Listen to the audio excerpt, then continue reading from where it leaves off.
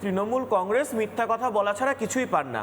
মমতা বন্দ্যোপাধ্যায়ের রাজনৈতিক উত্তরাধিকারী হিসেবে অভিষেক বন্দ্যোপাধ্যায়, মমতা ব্যানার্জি যেমন সকালবেলা থেকে ঘুম থেকে ওঠার পর থেকেই দাঁত নামে যে মিথ্যা কথা বলা শুরু করেন, অভিষেক বন্দ্যোপাধ্যায় এখন সেই একই নীতিতে একই রণকৌশলে মিথ্যাচার করছেন। ব্যাংক অ্যাকাউন্ট ফ্রিজ হবে, ঠিক কথা উনি বলেছেন। ভোটের পর জনগণের ব্যাংক অ্যাকাউন্ট ফ্রিজ হবেন না। তৃণমূলের এই দুর্নীতিগ্রস্ত নেতাদের যে সমস্ত কালো টাকা রয়েছে, সেই কালো টাকা যে ব্যাংক অ্যাকাউন্টে রয়েছে সেগুলো ফ্রিজ হবে।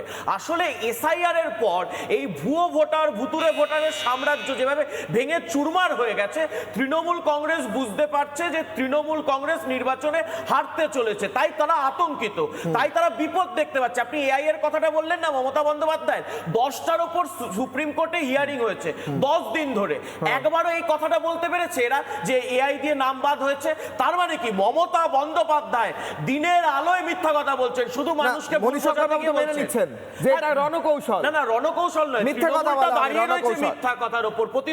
মমতা বন্দ্যোপাধ্যায়কে মমতা বন্দ্যোপাধ্যায় বলে প্রশ্ন করাতে তার গোসা হয়েছিল, কিন্তু জ্ঞানেশ কুমারকে ভ্যানিশ কুমার, অন্যান্য শব্দ বলে মমতা বন্দ্যোপাধ্যায় কি খুব ভালো একটা এক্সাম্পল সেট করছেন?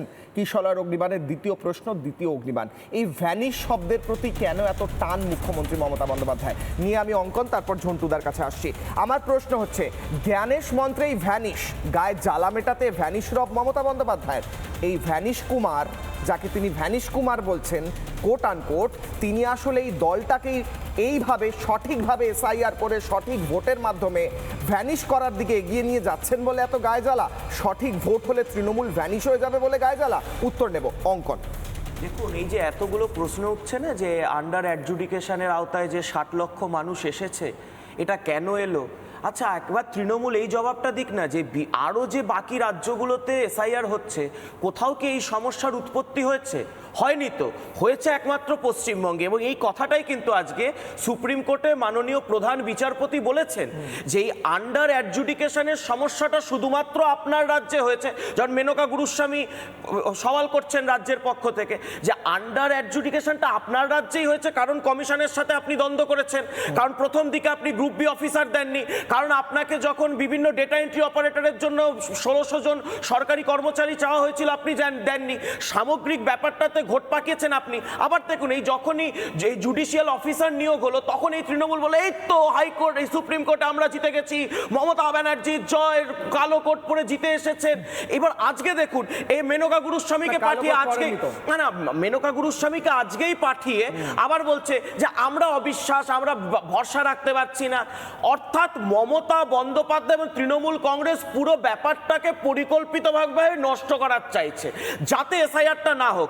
এখন সুপ্রিম কোর্ট, আজকে সুপ্রিম কোর্ট ধমক দিয়ে বলেছে, চোর মেরে বলেছে, যে আপনাদের মানে পরামর্শে, আপনাদের সাথে কথা বলে আমরা বিচারপতি নিয়োগ করে পুরো ব্যাপারটাকে প্রসেসে আনছি, সমস্ত কিছু সমস্যার সমাধান হচ্ছে, আপনারা এই মুহূর্তে অবিশ্বাস করছেন, অবিশ্বাসটা তৈরি করছেন কেন? আমার সব থেকে বড় প্রশ্ন যেটা, 12টা রাজ্যে তো এসআইআর হচ্ছে, আমি বলছি কোন রাজ্যের কোন মুখ্যমন্ত্রী তাকে আপনি এতটা ফাঁকা বসে থাকতে দেখেছেন? 5 দিন ধরে রাজ্যপাট ছেড়ে কিচ্ছু নেই, শুধু ধর্ণা। ধর্ণা দিয়ে কি লাভটা হচ্ছে? বদলি করার মানেটা বুঝতে চাইবো এবং মমতা বন্দ্যোপাধ্যায়ের এই প্রেশার ট্যাকটিক্সটাও বুঝতে চাইবো। অঙ্কনকে দিয়ে শুরু করবো, 30 সেকেন্ড। দেখুন, মমতা বন্দ্যোপাধ্যায় গতকালকেই মানে একবার বলে দিয়েছিলেন, ওনার ওই যে প্রতিহিংসা পরায়ণ যে চরিত্র রয়েছে, যে বদলি আমি করাবো, ট্রান্সফার আমি করাবো, সেটা উনি দেখেছেন যে উনি ঘোষণাটা করেছিলেন মে মাসে, কিন্তু এরপর তো বুঝতে পারলেন যে মে মাসে উনি আর সরকারেই থাকবেন না, ওনারই বদলি করে দেবে বাংলার মানুষ। তাই এখন থেকে উনি শেষ মরণ কামড়টা দিয়েছেন বদলি করে। যারা নিরপেক্ষভাবে কাজ করেছে তাদেরকে উনি এই পানিশমেন্ট পোস্টিংটা দিলেন, যে তোমরা কেন আমাদের দলের নেতাদের কথা শোনোনি। কিন্তু বাংলার মানুষ ঠিক করে নিয়েছে যে এইবার আসল বদলিটা, যেটা আরো বড় ব্রেকিং নিউজ করে আপনারা দেখাবেন, সেটা ভোটের যেদিন রেজাল্ট ঘোষণা হবে, মুখ্যমন্ত্রীর আসন থেকে বদলি হয়ে বিরোধী নেতৃত্বে পরিণত হবেন মমতা ব্যানার্জি। নানা ধরনের কন্টেন্ট দেখার জন্য লাইক করুন, শেয়ার করুন আমাদের ফেসবুক পেজ, সাবস্ক্রাইব করুন আমাদের ইউটিউব চ্যানেল। পাশাপাশি অন্যান্য ব্রেকিং নিউজের জন্য অবশ্যই চোখ রাখুন রিপাবলিক বাংলায়।